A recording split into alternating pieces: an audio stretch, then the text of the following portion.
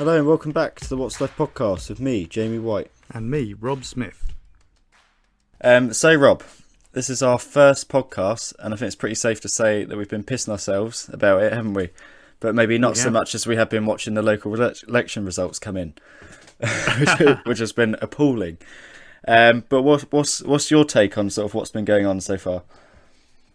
Hot take, depressing night for the left in general. Well, say the left in general, the left of the Labour Party in particular. Labour's results absolutely shocking, but silver lining when we see that the Greens have made quite a few gains around the country in various parts. Yeah, so I mean, obviously Greens massive gains. Labour, Keir Starmer's at death's doorstep, isn't he? Really. And Boris Johnson's having a party of more than 30 guests. So, typical celebrations are very different across the board. But I think the thing that we've noticed is looking at sort of like the Office for National Statistics is that it was the biggest amount of registrations. Whether it was the biggest turnout is another question, but there's definitely the most registrations there's ever been for voting. That's interesting. Yeah, it is interesting, and they noticed that there was a massive trend from what I was reading on their website. There was a massive trend of students registering to vote, but by the looks of it, the student votes, whether that was distributed more to the Green Party, whether that was distributed to Labour, or whether we're seeing more sort of right wing coming in, I'm not too sure. We might see that become more obvious as to where those votes went, or if they did in fact end up voting or not, because registering to vote is one thing, but I mean I was looking at some of the turnout figures and they were pretty low, not necessarily massively lower than the previous council elections, but just fairly low, compared to a general election. So whether they registered to vote but then for whatever reason didn't get round to voting, I don't know. But I mean, if you look at Labour, you would assume that if we were talking about students registering to vote, that would translate into more votes for Labour, typically. Yes, there was a surge for the Greens, but I don't know. I guess we'll have to wait and see how that all breaks down. Yeah, I suppose it comes down to this, doesn't it, really? It's like, I suppose more people have registered to vote, but I suppose the uncertainty of the times, everyone's got their own sort of anxiety, haven't they? I suppose some people, I think a lot of the mindset has been lately with sort of how we've seen things going down in Parliament. It's sort of like, a lot of people, I suppose, probably think their vote amounts to now, really, don't they? Yeah. No matter, it seems to be no matter how much the Tories sort of clamp down on the public, that the public keep giving them the opportunity, the free rein to do what they do, don't they? But then obviously I suppose there's the anxiety of the pandemic, people maybe not being so sure about coming out to vote. I'm not sure what precautions do you know of any precautions that were taken, sort of people that maybe didn't want to leave the house to vote, or is it literally just the case that you want to vote, you got to come out and vote? I think obviously polling stations were using extra precautions for people who were venturing out to vote at polling stations. You're supposed to bring your own pencil, which I wasn't aware of, but luckily I did have a pot of pencils which you had to then deposit once you'd voted in another pot, and I guess someone then came around intermittently and got the old wet wipes out or incinerated them. I think they were recycling them, but there were little precautions like that. I mean, I wasn't really aware of it, and to be honest, I mean, I'm the sort of person, I'm going to go out and vote anyway, no matter what.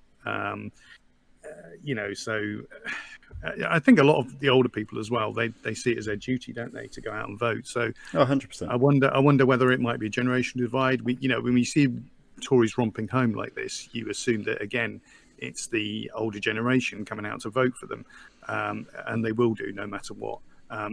Younger generation maybe not so much. It might have been a bit rainy and people were like, oh well, and the weather wasn't great, so maybe that was it. Not so committed. Maybe the weather was suited for the outcome of the vote anyway.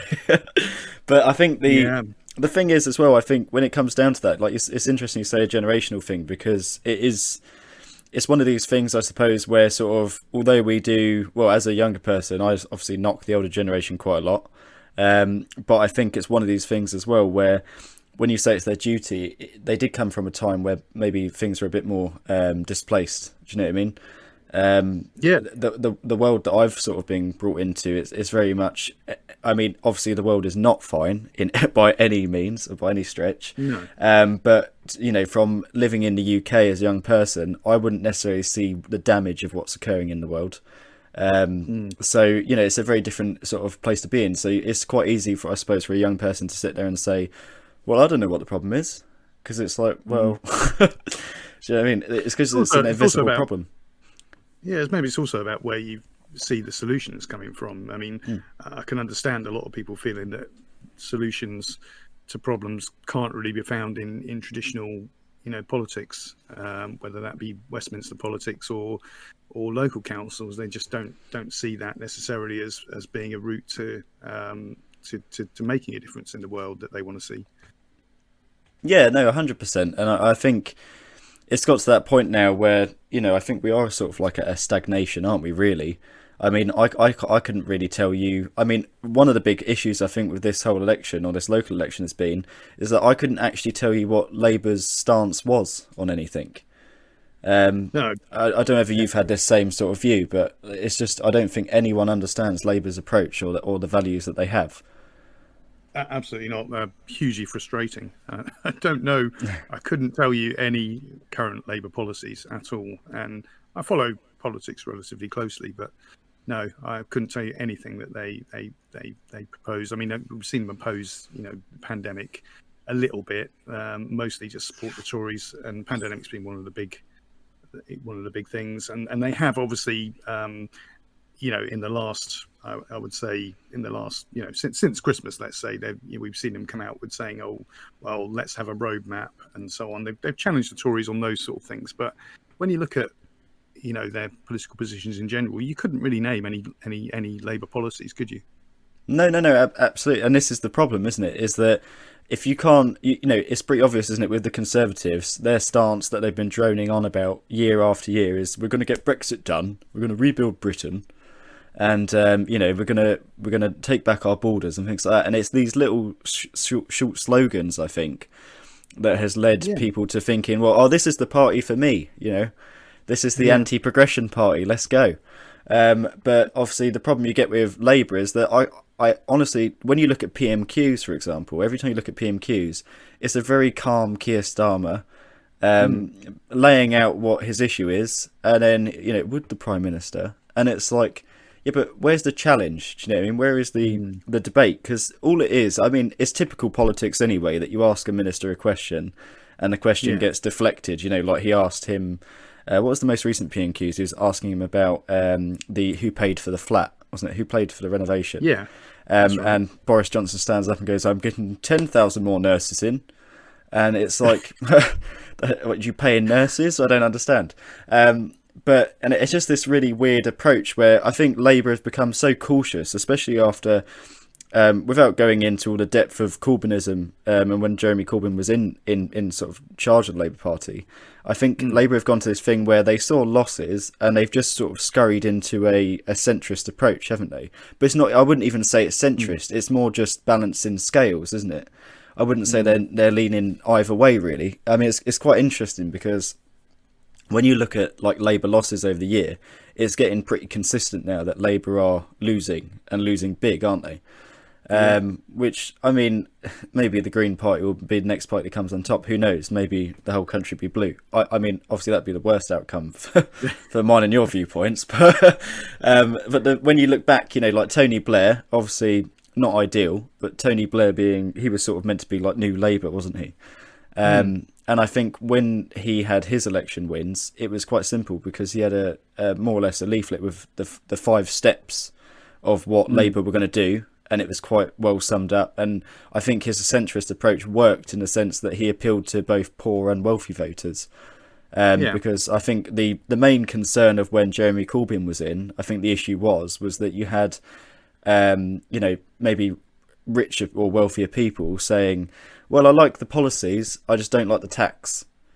And I think that was probably a big a thing to put people off, wasn't it, really?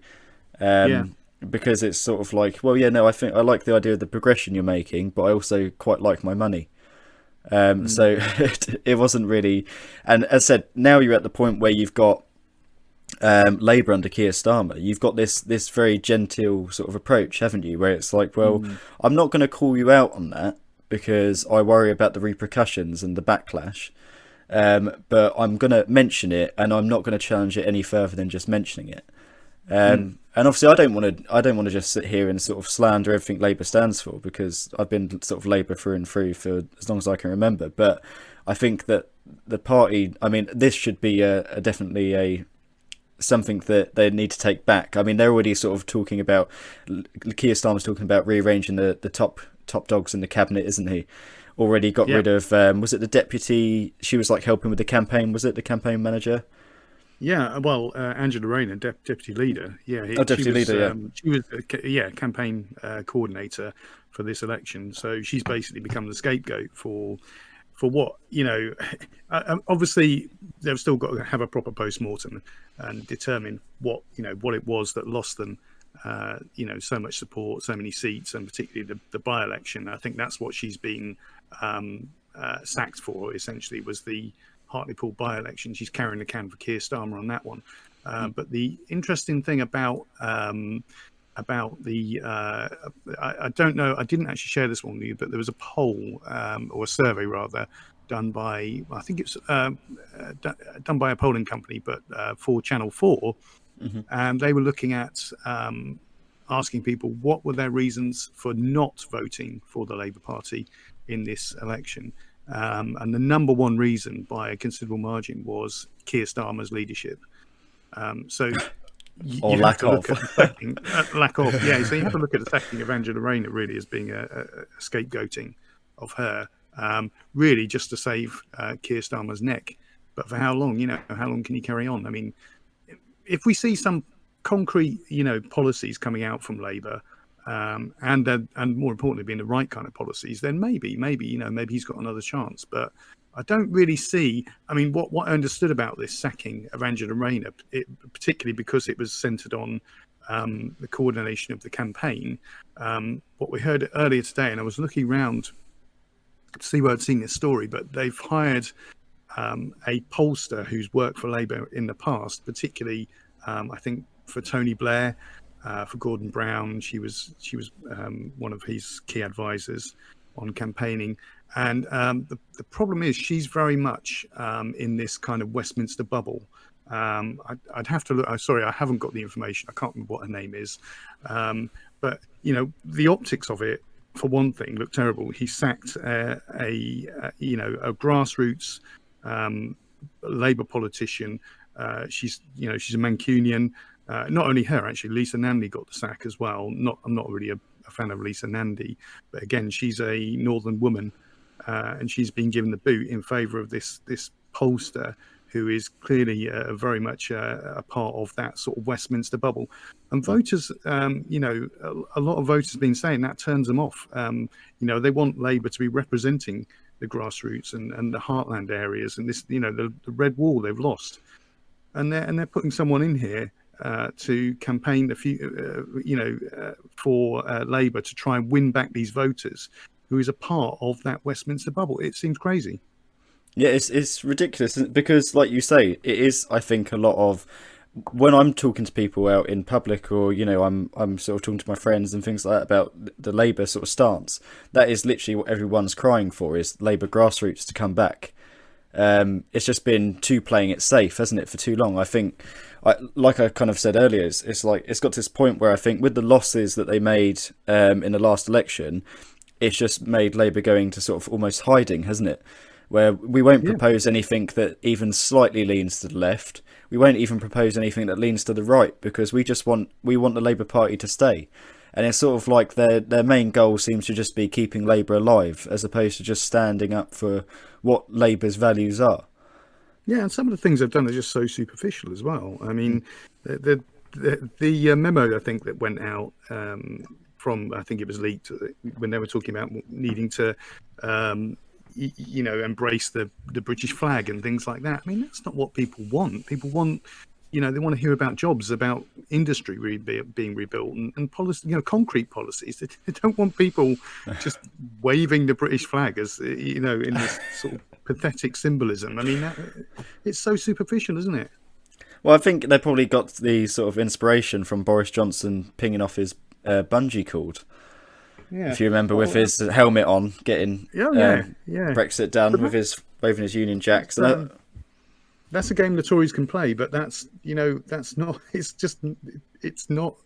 It's not playing to Labour's strength, is it? I mean, Labour should be, it's a party, founded by the trade unions, so industrial policy, jobs, these are the things that should be, things that Labour should be talking about loudly and proudly, and not trying to get involved with this culture wars and nonsense where it's about flags and symbols of the British Empire and nonsense like that. exactly that. And I think, I don't know, it's a hard one, isn't it? Because with Hartlepool, I mean, do you want to go a little bit more into detail about Hartlepool? Because the understanding is that Hartlepool has always been through and through Labour, hasn't it? And that was Yeah, sort I of like, can't that remember is how the many years main. That, well, I think since, from what I've saw, I mean, it's since the beginning, isn't it? Since the since beginning, the seat Hartlepool has was, been Labour. yeah, And they lost it, and like we were discussing, this sort of breaking up of the red wall, this point of symbolism. It seems like they're playing more into Tory territory than they are yeah, into their own, isn't it? So it's yeah. almost like it's almost like sitting there, isn't it? And you see a kid doing a lemonade stand, and you're like, well, I'm going to go do a lemonade stand because they're making quite a bit of money on theirs, so I'm going to Yeah. come do a lemonade stand as well. But I'll lower the price slightly to make it, appeal to my less It's wealthy just voters. I don't know, but it's not it's just a it's not a weird. positive message though, is it? It's not a No, positive message. It's sort of like, well, we're like them, but not as not as bad as them. How is that selling something? It's not offering a positive vision. That's what they've got to get round to. No, looking at Hartlepool, I did see. I haven't got that again. Once again, haven't got those figures here because I don't think it's particularly relevant. But I know the numbers of votes that were cast for Labour. If you look back over since the beginning of this century, the election since the beginning of the century, Westminster elections, that is, Corbyn polled by far the most votes in that Hartlepool seat in 2017, more than Blair, more than Brown, and that was on a very, very much a left-wing policy platform. And there's always other issues that happened at the time. Obviously, Brexit was a recent issue, and Corbyn, of course, came out early on with a respect the referendum position. So that obviously played well in those areas like Hartlepool, where there was a strong Leave vote. But yeah, he's shown that you can stand on a good, solid left-wing platform and get votes. yeah, still appeal, of course. And it's a tough one, isn't it? Because obviously, with sort of how the media have been playing it out, is that it's a massive loss for Labour, isn't it? It's just defeat after defeat. But I Mm. suppose that as well, that sort of media like sort of slander, Mm. literally does not help growth of any party, does it? Really? I mean, I don't think I've seen Greens have made some massive gains, although I don't think they've gained any councils. They have they? It's just been No, councillors. But the issue is that I don't see anything about the Greens no, in the news. I don't know if you've seen anything, but no. it's just typically been Boris and that stupid bloody inflatable that someone. Have Yeah, you seen this, this inflatable? I did see a picture of it. Yeah, it's just ridiculous. No, you're right though. But Greens don't cut through on a national picture. But I think this is interesting because this is local elections, and you do get a lot of local issues in these elections, which can bring unexpected results. I mean, I'm not saying it was unexpected that the Greens gained, but some of that. I mean, particularly if we look at the results in Kent, which we were going to come on to anyway, so I might as well lead into that now. I mean, we had a number of green gains here in Kent, Which is quite and I shocking, think really, isn't it? well, when you look at in Ashford in particular, the I mean the picture in Ashford, it's basically all blue except for Ashford East, which went green. Now in Ashford East, oddly enough, is the Brexit lorry park. That's part of that division. So I wonder. I mean, Steve Campkin, who won for the Greens in Ashford East, came out strongly opposing the building of the park in the first place. And he's been in the news recently as well because there was a freedom of information request which was rebuffed. I can't remember whether it was Michael Gove, his department, but basically it just said, this information cannot be released to the public. It was particularly looking at the impact of the lorry park on the environment and so on, traffic and everything else. And that information was considered so sensitive that it was blocked at the highest level. So, and obviously Steve has been raising this issue. Obviously, residents in this part of Ashford not at all happy about this massive, huge lorry park turning up on their doorstep with, no doubt, pollution being one of the big concerns. So when you look at that as part of the picture, you realise why Greens may well have gained this seat. Also, I believe Steve's a very well liked, local guy, good councillor. He's on the borough council as well. So there are local issues there. But the interesting thing about the result there was that though the Greens didn't gain it, there was also an upset in Folkestone East, where Labour gained the seat. And oddly enough, they're building a giant lorry park for Brexit there as well. So the Farage Garage strikes again. Yeah. Yeah. Farage Garage. Well, and this is the thing that's bizarre though, isn't it? Because it's sort of like when you look at, without going into the whole referendum in the first place, but sort of I think people's vision and how it played out was very opposite ends of the spectrum, wasn't it? It was sort of like, oh well, we're gonna have an inland border, and everyone was like, yeah, we're gonna have an inland border, and then they went, oh, hang on a minute, what the hell is this big lorry park doing here? It's like, oh, it's because we've got an inland border, and they're like, oh, we didn't know that came with the package. We wouldn't have voted it if we knew we were going to get a Farage Garage turning up. And it's kept it quiet, didn't we? Yeah, literally, and it's one of these things where I don't know if have you been to Calais in France? Not for many years, no. No, well, so back in the removal days, I used to, obviously, that's where we'd pass off when we went through the Eurotunnel, sorry. And when you get there, the lorry bit, it's a very bizarre area because it's sort of like, I don't know, it's just such a bizarre sort of layout of things. When I find when you pass this sort of inland border, especially near Ashford now, where this lorry park's been built, it gives you a very like Calais vibe. You've got like these sort of cones everywhere. Everything just looks so disorientated. You know what I mean? It's just really bizarre. And they're sort of building it as they go as well. So like one day you pull up as a lorry driver and you're like, oh, I'll pull up for the night, and then wake up in the morning, there's another 5 spaces put in next to you. And I just, it's just such a bizarre thought. It's like there was no preparation. It doesn't feel like, because they were really hitting it home, weren't they? That, oh, we're definitely leaving, we're going to go, that's it, boom, boom, boom, inland border. It comes to it, and it's like, oh shit, yeah, we haven't built the inland border. And it's like, oh, okay, typical. And the contrast there was with places like the Netherlands, where they'd spent the money, they built the infrastructure way ahead of time, knowing that Brexit was going to happen.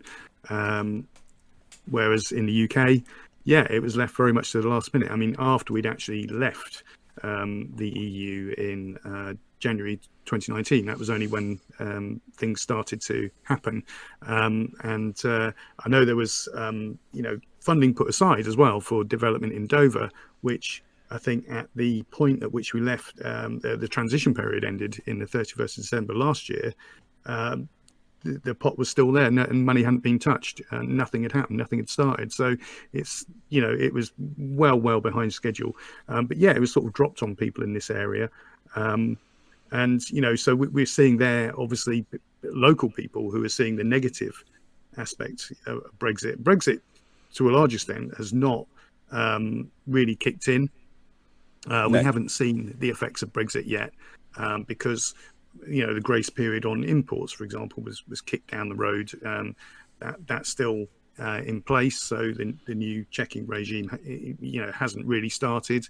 We're in early days yet. We haven't seen, this election doesn't reflect much about Brexit because it just hasn't had the negative effects yet, which are inevitably going to come further down the road. We have seen, the fishing industry has been hit by by the the changes that came in with the new trading agreement. But for most of the UK, it hasn't really been affected.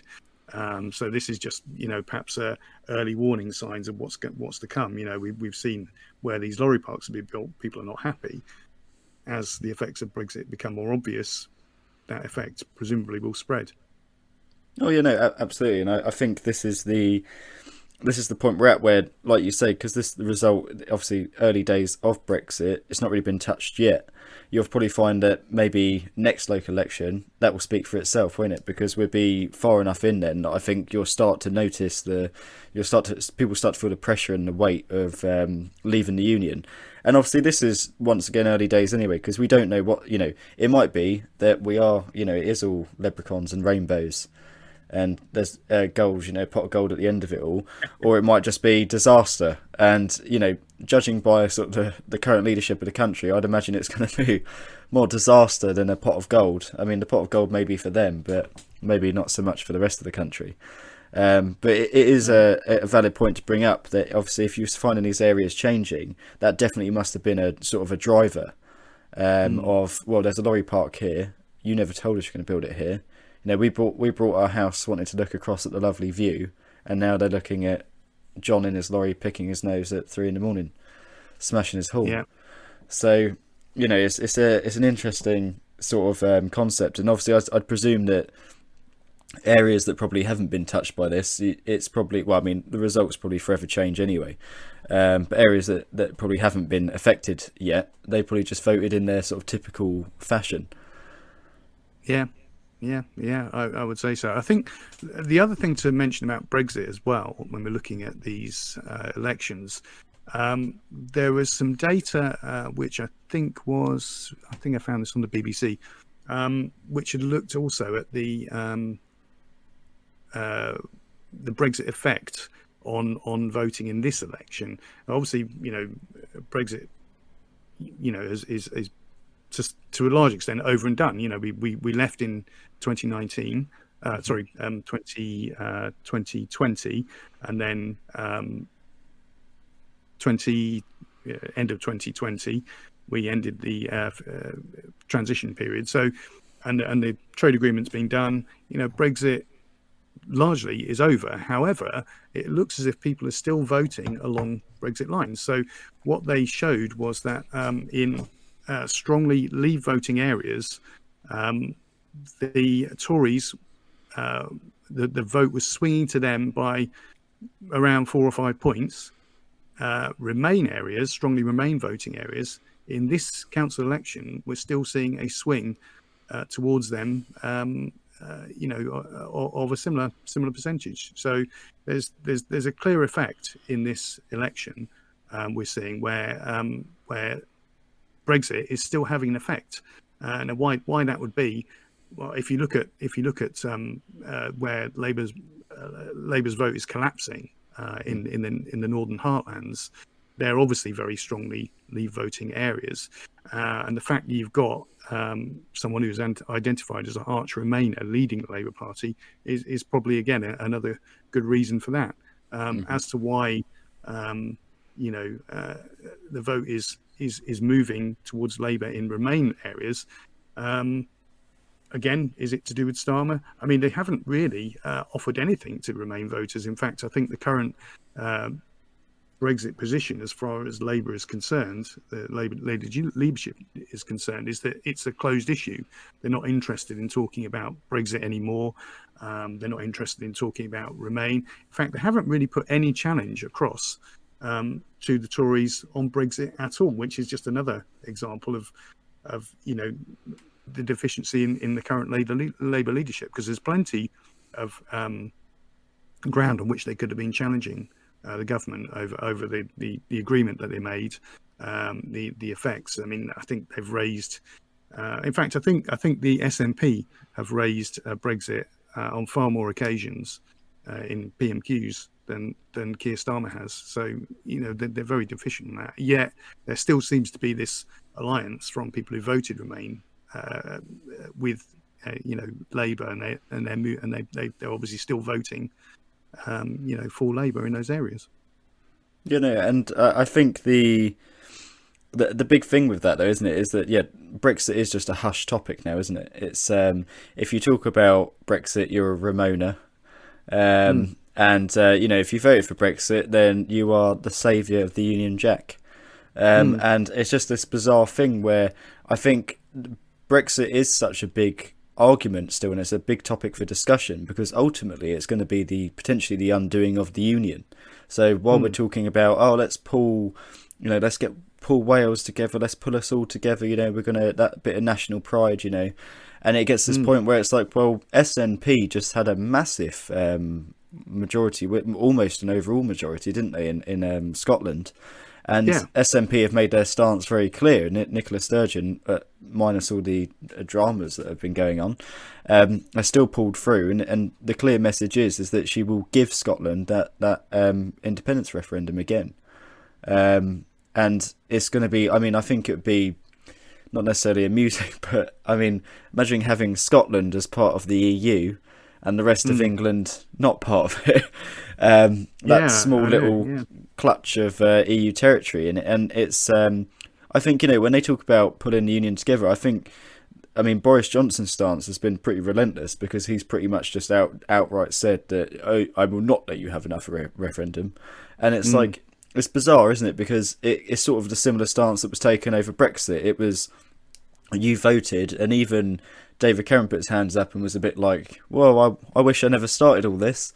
Mm. And then he goes into his rabbit hole, and then it's sort of this really stern stance of no, we're not having enough of a referendum. You voted for it, let's go. So it's almost as if they think that the vote at the time speaks for the Mm. future. You know, like when you've got obviously SNP, they've said, oh well, you've already had your vote. And it's like, yeah, Yeah. but they didn't know the moronic actions that were going to be taken in the future.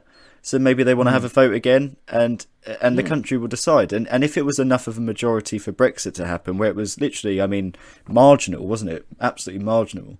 That, you know, if it's enough, if it so happens that only 50.1% of the Scottish people vote for Mm. leave, then it's a leave, isn't it? So that's just Mm. what has to be accepted. Yeah. Yeah. But it'd be interesting on the timing of it because they're obviously not going to push to have it this year. That would be crazy, really, as the pandemic's still going on. You know, we're still in recovery from from that. But obviously, if it's going to be next year, the Brexit effects will, you know, quite possibly be more pronounced by that point. So when the Scots come to cast their votes in that referendum, you know, it'd be interesting to see because if Brexit is having a very negative effect, I mean, it already is having more negative effects in Scotland even now because the fishing industry in the UK is largely based in Scotland, Hmm. so they're feeling the effects. You know, their fishermen are feeling the effects of Brexit already. Yeah, and as soon as the you know the full customs regime comes into place, you know, those effects are going to be obvious, and that at the moment looks like it's going to be in 2022. So if they then you know, schedule the referendum for 2022, you know, Brexit could play a big part in the result there. I mean, it would anyway, no doubt, because it is the reason why the SNP have been able to argue for having another referendum, you know, after a relatively short interval after the first one. So, but yeah, it will be interesting to see. I think timing will be probably key as to how that turns out. Yeah, and yeah, I mean, exactly as you say. I mean, with sort of the timing of it all, I think SNP, if you've got people in that area feeling those effects, they're definitely gonna that's definitely gonna help their cause, isn't it? Because I mean, that's sort of the whole point of where SNP sort of rose to power, wasn't it? You know, Mm, and I think that yeah, I think the issue is that with this whole argument surrounding sort of Brexit and maybe the reason why people vote, I think it depends on geographically where you're placed in the country because you know, if you're going to be sort of when you're further down the south and you're near where all these sort of lorry parks are getting built, you're going to notice those effects. Obviously, as you mm, say, Scotland's fishing industry collapsing, you're going to notice the yeah, effects. But if you're somewhere sort of more central, I suppose to you, life just goes on as it did before. You know, you yeah, click the button to order something and it shows up at your door. and and all things like that. But I mean, a good example is I returned a ring, and it was just over the transition period of. Because I had to go back to Europe, and it was just over that transition period where they just changed all the processes. So by the time I sent it off, they didn't honour the old process. I had to go through the new process, which meant it had to get returned, and I had to print about 3 documents. So whereas before I just put a document in there and off it goes, I wouldn't see it again and it'd be sorted. Now so many checks, like unlimited amount of checks. You have to provide all different types of documentation now in there. It has to go through this person, then it has to go there, and then there's these fees, these taxations, and it's just so bizarre how anything is meant to be sort of easier. And obviously because of the as you said earlier, because of the late preparation, the issue is that we're sort of ill prepared to deal with it. So you've still got companies now that you kind of talk to companies and they still don't really have a clue as to what's going on or what's changed. It's sort of like, well, I think it's something like this, and it's like, well, can you give me? Oh no, well, I think it's never like, oh well, this is actually what we've been told to do. It's sort of like, well, we've been told to do this, but then there is this policy here, and then I've got to do, and it's just so erratic, isn't it? It's just not viable. I don't see how that can be viable. Yeah, but it's just added huge amount of bureaucracy, and the funny thing about it, isn't it, is the fact that one of the arguments you'd always hear against the EU was, oh, they're so bureaucratic. It's and talk about bureaucracy, and yet what we've now got is a situation where we've got a shitload more bureaucracy than we ever had. I mean, people could trade with Europe, you could travel to Europe and so on with ease. There was no barriers there whatsoever. And now we've just dumped a shitload of democracy on, democracy, that would be good, bureaucracy on businesses, it's that's the irony, really, isn't it? We haven't left a bureaucratic institution. We've basically just become a far more bureaucratic nation now with the effect of Brexit. Yeah, and I think it's weird, isn't it? Because people hang on to all these sort of old. I say that a lot of people have this sort of very empire mindset, don't they? The old British Empire mindset, where good old British Empire, sun never sets on the British Empire, and it's sort of like we are a great country. But then when you look at how ill prepared, we get scared about, in fact, just say car manufacturing facilities closing. We get scared about it because we've got hardly any, we produce hardly anything here, do we? So when companies say we want to move, that means job losses that we can't replace. When you think the only route really for the UK, what do we become? Just a tax haven? Is that sort of how we go? We just want businesses to come over here. We don't worry about your tax. Worry about that not later, never. And it's just like, it's one of these sort of mindsets where it's sort of like, well, what do we actually have to offer? Because when you had Boris Johnson sat there, and when all the other oh, this country's great, we're gonna do this, we're gonna do that, and it's like, well, what actually are we gonna do? Because as far as I'm concerned, there's nothing that I actually want in the UK. Really, most of the things that I buy come from overseas, and sort of the food production here is, there's only certain vegetables and stuff that can be grown in this country, so a lot of that is imported as well. And you just think to yourself, I just don't understand what the public expected, really. It's we leave. And this whole, it's sort of, a lot of the argument was obviously based on immigration, where you had this irony of, I'm Steve and I have a villa in Spain, and I want to go to Spain to my villa whenever I want and contribute nothing to the Spanish economy. But when you come over here and you want to contribute to the economy, I'm not impressed. That's not on with me. And it's sort of, it's a bizarre mindset, isn't it? Because it's I can go there, but you can't come here, sort of thing. You can only come to the UK if you're wrapped in a garment of the Union Jack. Yeah. And doing what those things called that they have at football that you spin round and they make that sort of the rattle. Yeah. But it's just Union Jack. Yeah, so Union Jack, yeah, sings the national anthem as you spin it. Um, but it's just such a bizarre mindset. But obviously, I mean, I didn't want to sort of go too in depth on sort of like the Brexit thing, because not because I think it's a hush issue, but I think it is definitely still impacting people's mindsets and how they vote. It's still intriguing to see that the Tories still keep saying that there's more funding for the NHS when it was not so long ago that, well, they were going to get 210 million a week, wasn't it? Yeah, yeah. So Well, it's funny because mentioning the NHS as well. I saw a funny little clip. I think it was off the BBC News. They were interviewing a couple of people up in Hartlepool, and I think the two issues they brought up, we were saying, why did you not vote Labour? I think they were both, traditional Labour voters. One guy, he'd voted Labour all his life. But the two issues they brought up, one was to do with the NHS, and the other two was to do with policing. Well, the NHS obviously was effectively privatised by the Tories back in 2010, and that's why it's now in crisis now. And the police budget was massively cut by Theresa May. Or actually, sorry, no, I think that was cut back in the under David Cameron as well. And they were talking about, we want more police on our yeah, streets. Well, and they're saying these are the reasons why they're not voting Labour. Well, these are both issues which are issues because they were caused by the Tories. yeah, and this is the thing, isn't it? That you've got, it's sort of like this: we take it away and we give it back. So you always end up at square one again. So 3 years ago, just say they wiped 40,000 police officers off.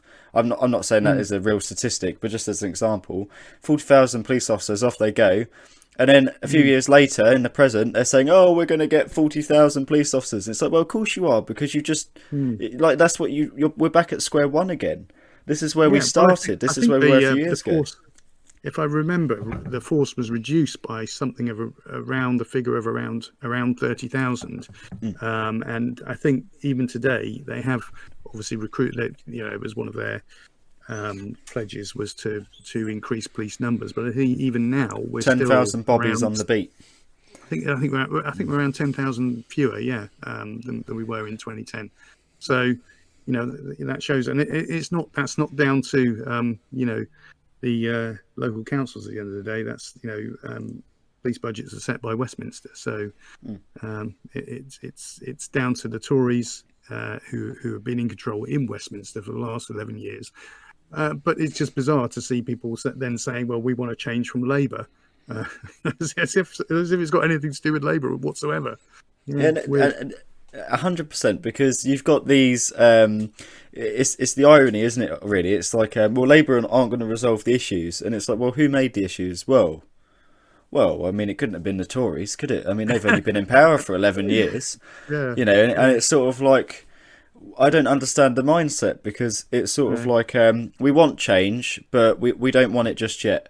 It's just such a bizarre way of sort of approaching it, isn't it? A Labour, a really good example that I almost forgot to bring up was national debt.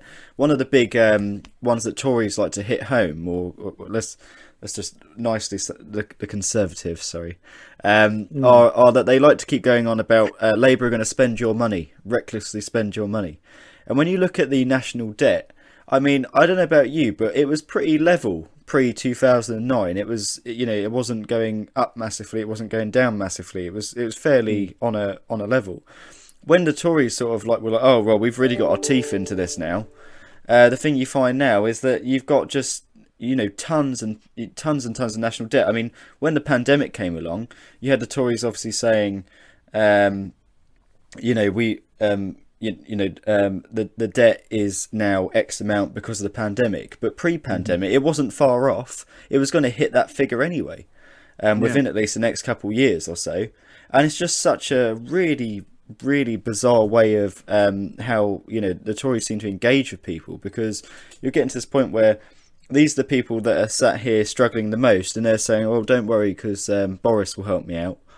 And I mean, I don't think Boris even knows. I mean, do you remember that interview when they asked Boris Johnson what shampoo he uses, and he said, "Oh, it's a white bottle with a blue lid." And it's like the man can't even say what fucking shampoo he uses. So how do you expect this man to do anything for you? Like, someone clearly goes and gets his shopping for him, or Carrie deals with it all, or something. But if you can't even answer the question of what shampoo do you use, I mean, what the hell do you want him to answer in the future? It's like this flat renovation thing, isn't it? You know, they're saying about the flat renovation, and it's like the man literally, of course he's not going to answer, because even if he has done, he's just going to brush that under the rug. And it's weird how it's gone so quiet, isn't it? So quickly. All of a sudden it's Dominic Cummings coming back with a vengeance. Does it? No, he's like it's just ridiculous. It's like pouring like water in oil, isn't it? It's they just don't mix, and it's this bizarre. It really is a different time. It's strange, isn't it? With Boris, it's such a different time, and it's a different time even from a few years ago. I mean, Sleaze basically finished off John Major's government back in the 90s when Tony Blair came to power. But even if you look back a couple of years, I mean, we can talk about our local MP here, because if you remember a couple of years ago, he was a member of the cabinet under Theresa May, and he was forced to resign when it turned out that somebody had logged onto his computer and visited some porn sites.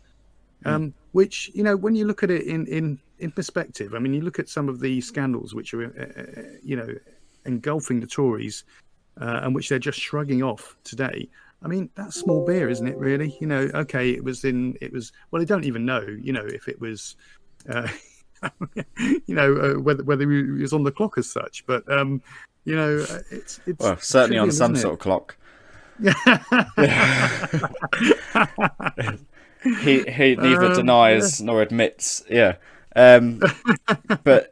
Yeah, no, 100%, and I think it is the return of Sleaze, isn't it? Really, it's and they're getting away with it. So why would you stop? You know, why would you stop? I mean, it's like these scammers, isn't it? Like what they're doing is immoral, but so long as they're getting away with it, why would you stop?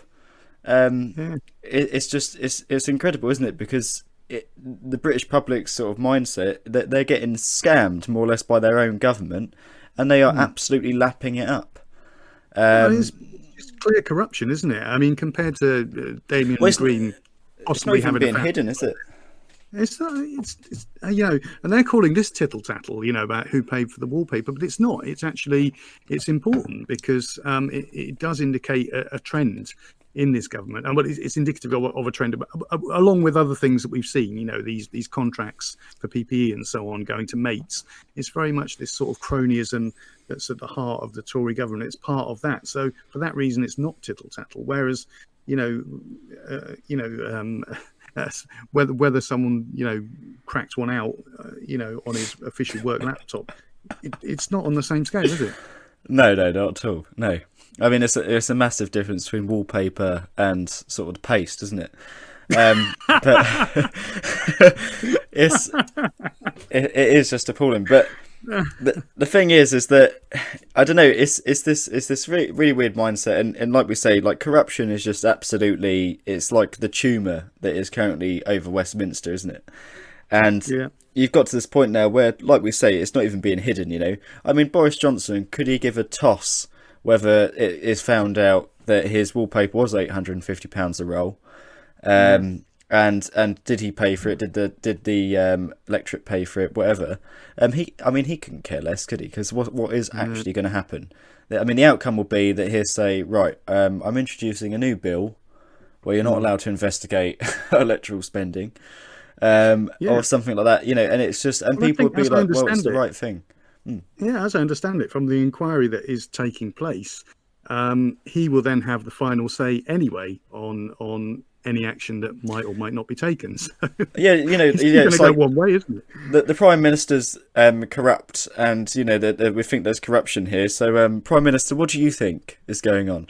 And you know, what's your verdict on it? What's he going to do? Turn around? Oh, well, actually, yeah, you are right. I did use, electorate's money, or I did take this donation money, and I used it in an illicit way against the sort of policies of government. Of course he's not going to say anything. He's not. I mean, he may look like an idiot, but he certainly isn't one, is he? No. I wouldn't necessarily say it's because of intellect either, but it's an interesting. It's just an interesting way. I mean, seeing how these votes have gone. I mean, in summary, basically, Greens are are on the rise, but no councils yet. You've got obviously Labour, absolutely, Keir Starmer being used as a mop, and then you've got Boris Johnson, who, I don't even know what the Tory party stands for anymore, because they just seem to keep saying the same rhetoric, don't they? Which is secure our borders, and what else would you say? Secure our borders and kick all the Yeah. foreigners out is really the mindset of the Conservatives at the moment, isn't it?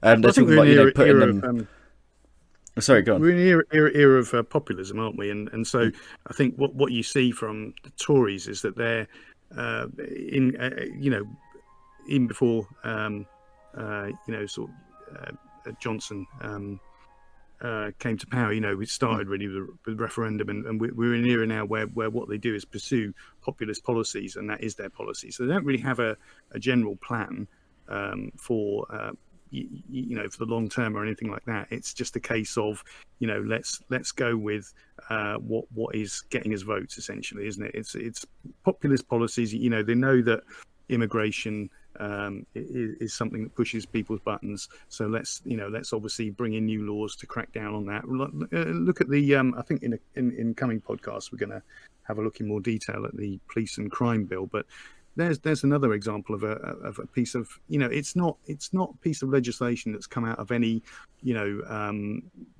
think tank and sort of policy position. This is purely reacting against several things. They're reacting against they know that people NIMBYs, that sort of NIMBYish trend against travellers. People hate travellers, and of course their own party donors, often landowners who hate travellers, so they've got something in there to criminalise travellers trespassing on land. They've got obviously people who are up in arms at seeing people spraying paint on the Winston Churchill statue, and we're now going to criminalise people who vandalise statues and get up to 10 years in jail. Extinction Rebellion caused a few problems with traffic in cities. Now let's crack down on Extinction Rebellion with their proposed laws around banning protests for nuisance and so on. So these are all populist, a ragtag bag of populist policies, really, that are rolled into this new policing bill, and that's where they're coming from. Their approach to making policies purely on whatever they think is sort of going to gain them some popularity. So it's about clout, isn't it? Really, it's just clout. Yeah. That's it. Like clout hunting, isn't it? It's just jumping on the bandwagon of whatever's hot and trending, isn't it? It's like this sort of. There's no sort of substance there. There's no sort of core, really. They're just a bunch of. They're just a purely cynical, vote-winning machine. That's what the Tories are. I think probably always have been to an extent. Obviously we know who they work for. They're in the pocket of their donors, who in turn are people who own wealth and capital. So that those are what we call the 1%. Those are the people who the Tory party represents. But in terms of when it comes to make policy, they don't. Again, just the same as with Labour. Labour don't really have much of a vision at the moment. But Tories even less so. All they're doing is jumping from one button pushing issue to another and making policy on the hoof that way. Yeah, it's a sad day, isn't it, for politics? Well, not even just a day. It's just been a. Well, I mean, I think politics it's not, obviously, it's definitely 110% not dying, but I think people are definitely sort of losing interest, and it's more sort of, like, as you say, it's just trending, isn't it? It's just what's trending, and that is what politics has become. No one cares about the real issues. They care about what everyone else cares about. It's how it's starting to get to that point now. But yeah, it's a bizarre change in culture, isn't it? It's a bizarre shift. Yeah, definitely. No, it's sad, really. But I thought perhaps we should try and end on a more positive note. So I was looking through some of the sort of hot takes from various journalists, politicians, pundits and so on, and I came across this quote from Paul Dennett, who's the newly re-elected mayor of Salford, which I thought summed up quite well where the Labour Party are now, but gave a sort of, in a nutshell, vision of where the Labour Party needs to go to get itself back to the path to power, really, which I thought was quite a positive view. So I'm going to read that now. Red Wall voters have not moved away from the Labour Party. The Labour Party has moved away from them. There is a path Labour can take which unites our traditional voters with young and new voters. It is a path which isn't ashamed of our party's radical roots, which taps into our history and tradition, which puts forward a progressive and dynamic vision for a new and inclusive economy in the future. It's a path which is socialist in its core. The centre ground no longer exists as it once did. The public now expect us to pick a side and articulate a bold, ambitious and progressive vision for the future, which tackles poverty, inequality, whilst placing the needs of working people and families at its core.